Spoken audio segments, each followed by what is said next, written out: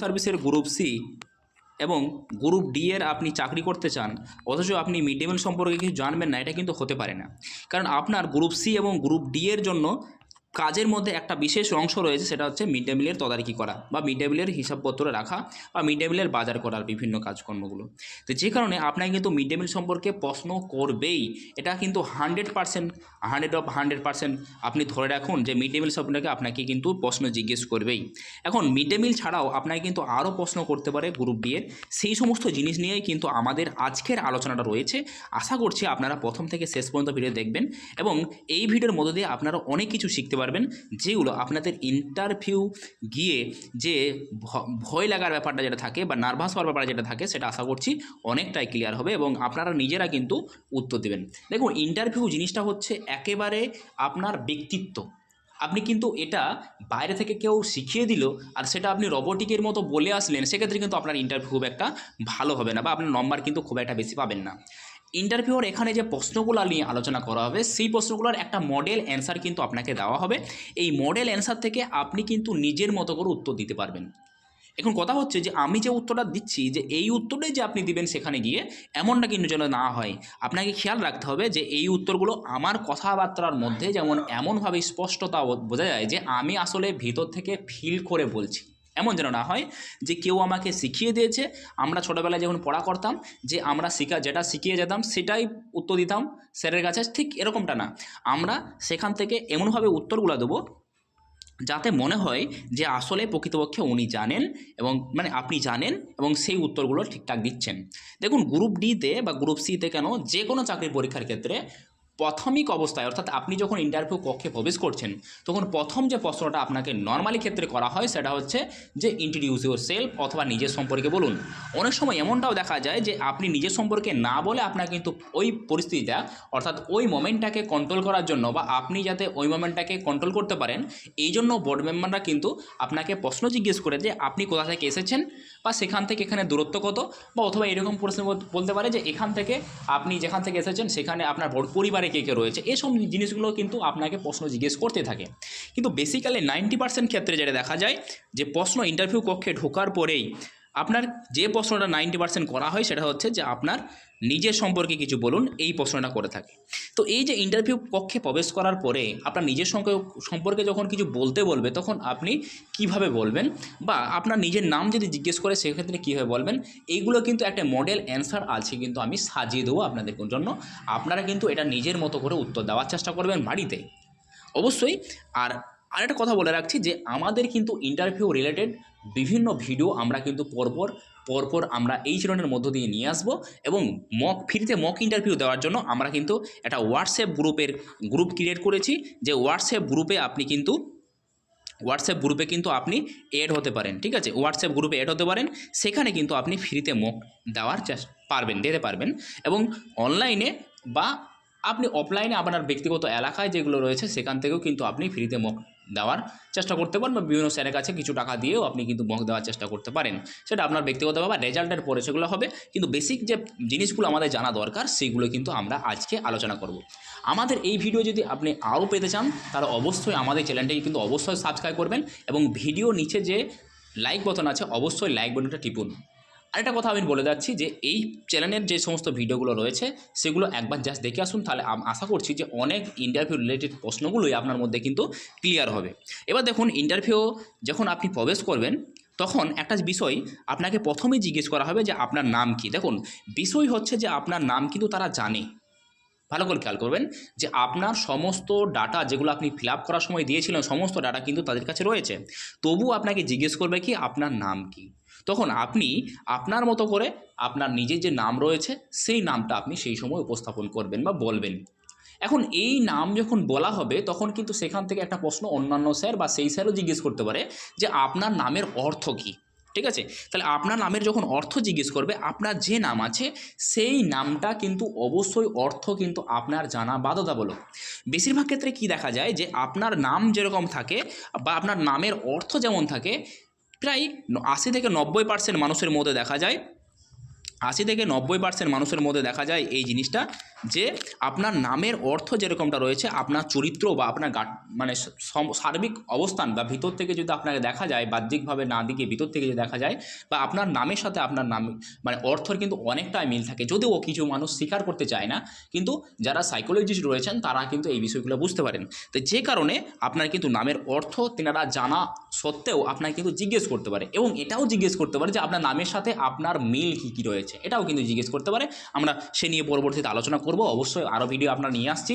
সেই ভিডিও দেখার জন্য অবশ্যই আমাদের চ্যানেলটিকে সাবস্ক্রাইব করবেন, এবং ভিডিও নিচে লাইক বাটন আছে, লাইক বাটনটা চিপুন এবং বন্ধুদের সাথে অবশ্যই শেয়ার করুন। যদি আপনার কোনো গ্রুপ থাকে সেই গ্রুপেও কিন্তু আমাদের এই ভিডিওটা শেয়ার করতে পারেন। চলুন নেক্সট দেখি, যে নিজের সম্পর্কে কিছু বলুন। এই যে নিজের সম্পর্কে বলুন, এই জায়গাটা খুবই গুরুত্বপূর্ণ। যখন আপনাকে সুযোগ দেওয়া হবে যে আপনি নিজের সম্পর্কে কিছু বলুন, তখন কিন্তু আপনি যে একবারে বড় করে সেই রিডিং পড়ার মতো নিজের মতো বলে গেলেন, বা আপনি বাড়ি থেকে যেটা মুখস্থ করেছেন সেটা বলে যাবেন, এরকমটা নয়। আপনাকে যখন প্রশ্ন জিজ্ঞেস করা হবে যে আপনি নিজের সম্পর্কে কিছু বলুন, তখন সামান্য কিছুটা গ্যাপ নিয়ে, মানে 1 সেকেন্ড বা 2 সেকেন্ড গ্যাপ নিয়ে খুব স্লোর সাথে বা আপনি খুব ভদ্রতার সাথে নিজের নাম বলবেন, নিজের এলাকার মানে অর্থাৎ জেলার নাম বলবেন, বা নিজের গ্রামের নামটা সর্বোচ্চ বলতে পারেন। আর আপনার যে কোয়ালিফিকেশন রয়েছে সেই কোয়ালিফিকেশনটা বলবেন। তার সাথে সাথে আপনার যে হবি রয়েছে, অর্থাৎ আপনার যে শখ রয়েছে সেটা বলতে পারেন, ঠিক আছে। এবং বর্তমান যে পরিস্থিতি, বর্তমান যে পরিস্থিতিতে আপনি আছেন সেই পরিস্থিতিটা কিন্তু আপনি বলতে পারেন। দেখুন, এই মডেল উত্তরগুলো কিন্তু আমরা পরবর্তীতে আবার নিয়ে আলোচনা করব। তো এই নিয়ে আর কিন্তু বেশি বলছি না, আমাদের মেন টার্গেট যেটা রয়েছে সেটা হচ্ছে আমাদের মিড ডে মিল প্রকল্প। তো মিড ডে মিল প্রকল্প দেখার জন্য একটু ওয়েট করুন, আমি মিড ডে মিল সম্পর্কে আরও আপনাদের ডিটেলসে জানাচ্ছি। এখন দেখুন, এই যে নামগুলো বললেন, যখন আপনার নাম, আপনার জেলার নাম এবং আপনার এলাকার নাম যখন বলবেন, তখন কিন্তু একটা প্রশ্ন আসতে পারে। সেটা হচ্ছে যে আপনার যে জেলা আছে সেই জেলার যে বিখ্যাত ব্যক্তি যারা রয়েছে সেই বিখ্যাত ব্যক্তিদের নাম কী কী। তাহলে 1-2জন বিখ্যাত ব্যক্তির নাম কিন্তু আপনি অবশ্যই মনে রাখবেন, এবং সেই বিখ্যাত ব্যক্তিগুলোর সম্পর্কে আপনি কিন্তু খুব ভালোভাবে জেনে যাবেন। এরপর কি, আপনার পরিবারে কে কে আছেন, এগুলো হচ্ছে এই যে প্রশ্নগুলো এখানে যেগুলো দেওয়া হয়েছে, এখানে প্রত্যেকটা প্রশ্ন কিন্তু বেসিক্যালি যে কারণে দেওয়া হচ্ছে সেটা হচ্ছে যে আপনার ইন্টারভিউ প্রবেশ করার পরে আপনার সেই সময়ের মোমেন্টটাকে কন্ট্রোল করার জন্য ইন্টারভিউ বোর্ড মেম্বারগুলো এই প্রশ্নগুলো করে থাকে সাধারণত। এবং এই প্রশ্ন উত্তরগুলো কে জানে না, সবাই জানে, কিন্তু উত্তর দেওয়ার যে ধরনটা সেটাকে কিন্তু আপনাকে আয়ত্ত করতে হবে। এবং এই আয়ত্ত অনুসারে আপনি কিন্তু খুব সুন্দরভাবে বাড়িতে যদি প্র্যাকটিস না করে যান, তাহলে সেক্ষেত্রে কিন্তু সেখানে উত্তরটা দিতে পারবেন না। এই জন্য আপনাকে কিন্তু এই প্রশ্নগুলো আপাতত স্ক্রিনশট করে রাখুন, এরপরে আপনি আয়নার সামনে বলার চেষ্টা করুন, এতে আপনার অনেকটাই কাজে আসবে বলে আমি মনে করি। এরপর কি, আপনার পরিবারে কে কে আছে। দেখুন, এই প্রশ্ন উত্তরটা সবাই দিতে পারবে, কিন্তু এই প্রশ্ন উত্তর দেওয়ার সময় আপনি এমন কিছু বলবেন না, বা এই প্রশ্ন উত্তর দেওয়ার সময় আপনি এমন কিছু গল্প বাঁধিয়ে সেখানে বলবেন না যাতে কি হয় যে সময়টা অনেক বেশি চলে যায়। খুব সংক্ষিপ্ত আকারে আপনার পরিবারে কে কে আছে, সাধারণত যদি আপনার পিতামাতা থাকে পিতামাতা, আর আপনার দাদা ভাই কজন আছে, বা আপনার ছোটো বোন থাকলে বোন, বা আপনার পরিবারে অন্যান্য যে মেয়ে সদস্য বা ছেলে সদস্য বা ঠাকুমা যদি থাকে, তো যারা আছে তাদেরকে নাম কি সংক্ষেপে বলে আপনি কিন্তু সংখ্যাটা বলবেন, যে আমার দাদা আছে, 2টো দাদা, দাদা এই, দাদার নাম এই, দিদির নাম এই, বা ছোটো বোন আছে তাদের নাম এইসব বলা দরকার নেই। শুধুমাত্র আপনার মা বাবা প্রথমে বলবেন, যদি থাকে তো ভালো কথা। আর যদি আপনার স্বামী বা শাশুড়ি থাকে বা শ্বশুর থাকে, তাদের নাম জাস্ট এইটুকু, স্বামী, শ্বশুর শাশুড়ি, বা আমার যদি আপনার দেওর থাকে দেওর, বা আপনার যদি কোনো অন্য কেউ যদি আপনার পরিবারের সদস্য থাকে, জাস্ট সেইটা নাম বলা দরকার নেই। এখানে শুধুমাত্র সংখ্যাটা বলবেন যে আপনার পরিবারে কে কে রয়েছে, বাস এইটুকুই। যদি আপনার ভাইপো ভাইজি থাকে সেক্ষেত্রেও কিন্তু সেই নামগুলো আপনি নাম না বলে সংখ্যাটা বলবেন, ওকে। আচ্ছা, আপনার বাবা কি করে, যদি আপনার বাবা যে কাজটা করে, যেমন কাজ করে, যেটা করে ঠিক সেটাই বলবেন, বাড়িয়ে কিছু বলা দরকার নেই, যেমনটা রয়েছে সেরকম। দেখুন, আমরা যখন মক ইন্টারভিউ নেব, তখন কিন্তু সেখানে মক নেওয়ার সময় আমরা কিন্তু এই উত্তরগুলো কিভাবে দিচ্ছে বা কিভাবে দেওয়া উচিত সে নিয়ে কিন্তু আরও সুন্দরভাবে আপনাদের সামনে উপস্থাপন করব। এবং সেখানে সবথেকে বড় বিষয় যেটা, সেটা হচ্ছে আমরা যখন একাধিক ক্যান্ডিডেটের সামনে যখন আমরা মক ইন্টারভিউ নেব, তখন একজন ক্যান্ডিডেটের সাথে আরেকজন ক্যান্ডিডেটের এই যে বলার ধরন, সেই বলার ধরনটার যে পার্থক্য সেটা কিন্তু আয়ত্ত করতে পারবেন। তা আমি মাস্ট বলবো আপনাদেরকে, অবশ্যই কিন্তু আপনারা হোয়াটসঅ্যাপ গ্রুপে যুক্ত হয়ে যান, এতে আপনাদের অনেকটা সুবিধা হবে। আর হোয়াটসঅ্যাপ গ্রুপের যে লিঙ্ক, সেটা কিন্তু আমাদের ভিডিও ডেসক্রিপশনে লিঙ্ক দেওয়া রয়েছে, সেখানে কিন্তু জয়েন করতে পারেন। এবারে আমাদের মেন যে টপিক রয়েছে সেটা হচ্ছে মিড ডে মিল প্রকল্প। খুবই একটা গুরুত্বপূর্ণ প্রকল্প। আমরা কাজ করব কিসের, গ্রুপ সি এবং গ্রুপ ডি এর। সুতরাং গ্রুপ সি এবং গ্রুপ ডি এর প্রধান একটা কাজ যেটা রয়েছে সেটা হচ্ছে যে মিড ডে মিল প্রকল্পর তদারকি করা। এখন বিষয় হচ্ছে এই মিড ডে মিল প্রকল্প যে খাবার দাবার যেগুলো হয়, সেই সমস্ত খাবার দাবার সম্পর্কে আমাদের কিন্তু একটু অবগত থাকতেই হবে। এবং মিড ডে মিল সম্পর্কে কিন্তু আমাদের প্রশ্ন আসবেই।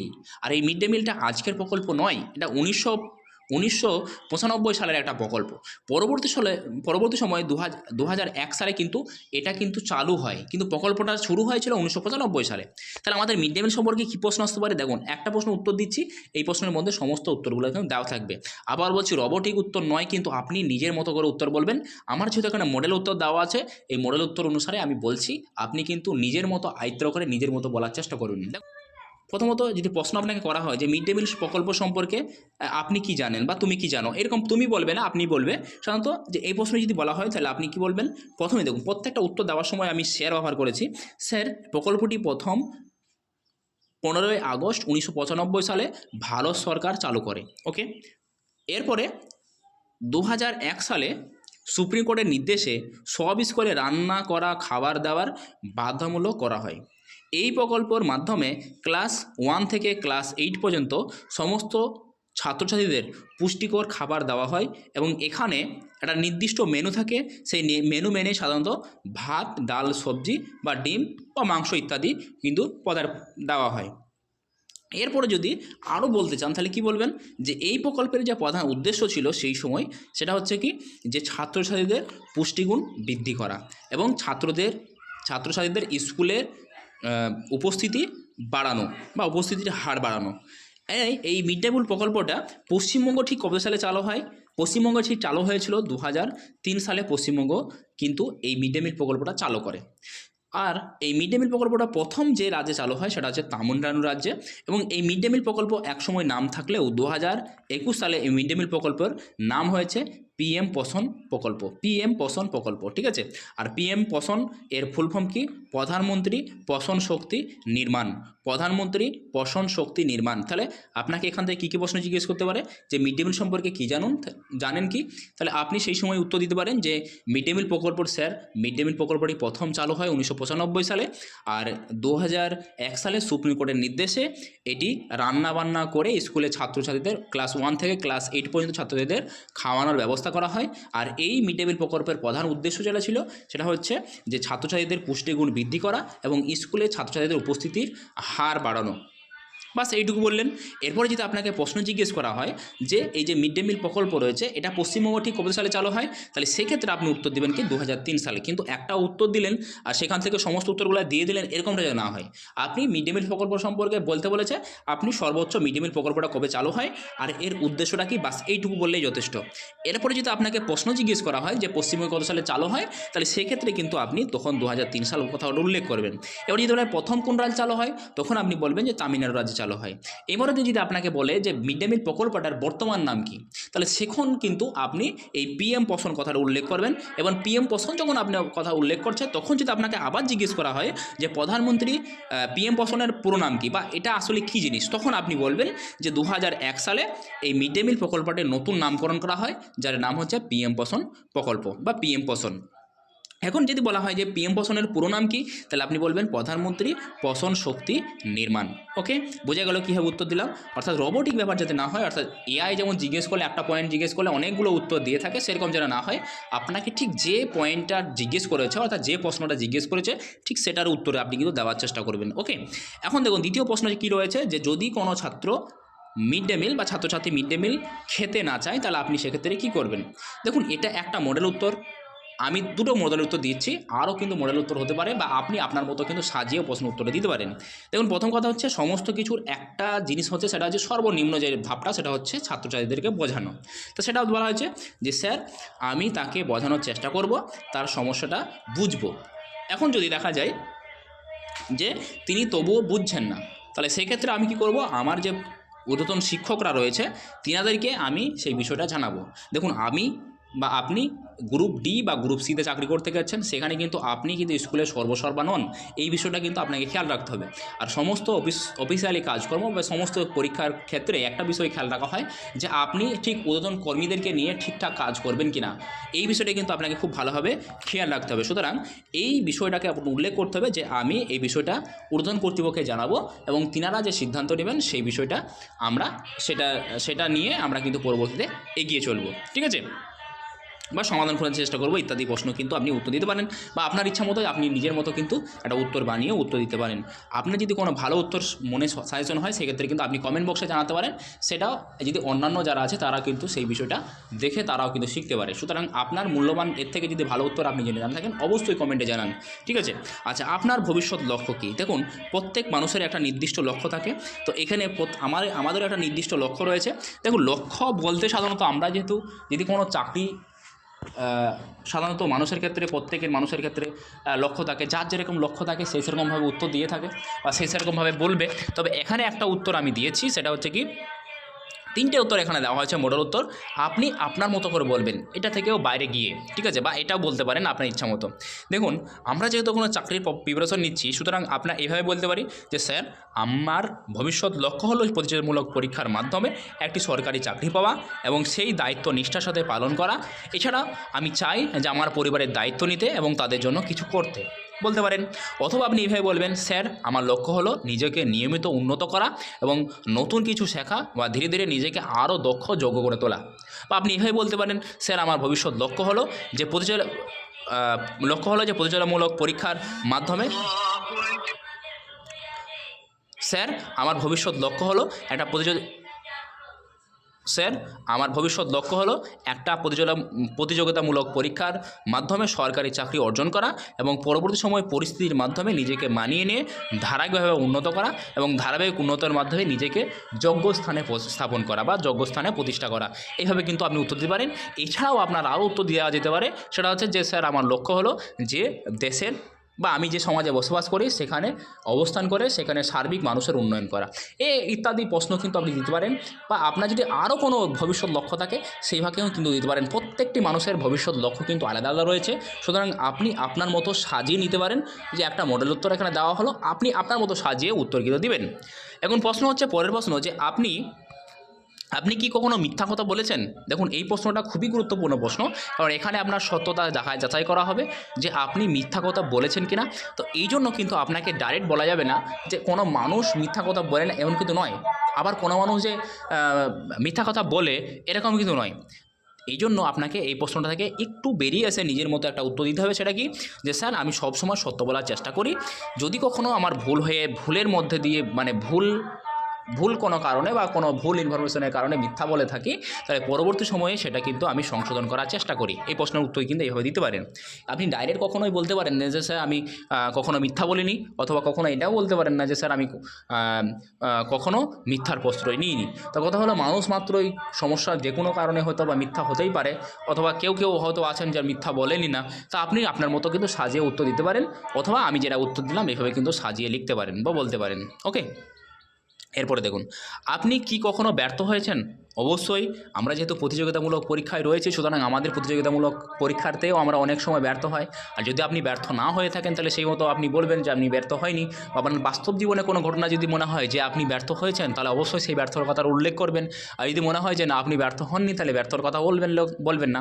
কিন্তু অবশ্যই চেষ্টা করবেন যাতে একটা ছোটোখাটো, যেগুলো ব্যর্থতার মধ্যে দিয়ে সফলতা অর্জন করা যায়, এরকম ধরনের ব্যর্থতার কথা কিন্তু উল্লেখ করার চেষ্টা করবেন, এতে আপনার সততার কিছুটা হলেও প্রকাশ পাবে, ঠিক আছে। আর একটা অফিসিয়ালি কাজ করার ক্ষেত্রে, বিশেষ করে গ্রুপ সি এবং গ্রুপ ডি এর ক্ষেত্রে, গ্রুপ ডি যদিও একটা স্কুলের ক্ষেত্রে সব থেকে ছোটো কাজ, কোনো কাজ ছোটো কাজ নয়, কিন্তু স্কুলের যে ডিপার্টমেন্ট রয়েছে সমস্ত নিচের যেটা রয়েছে সেটা হচ্ছে গ্রুপ ডি।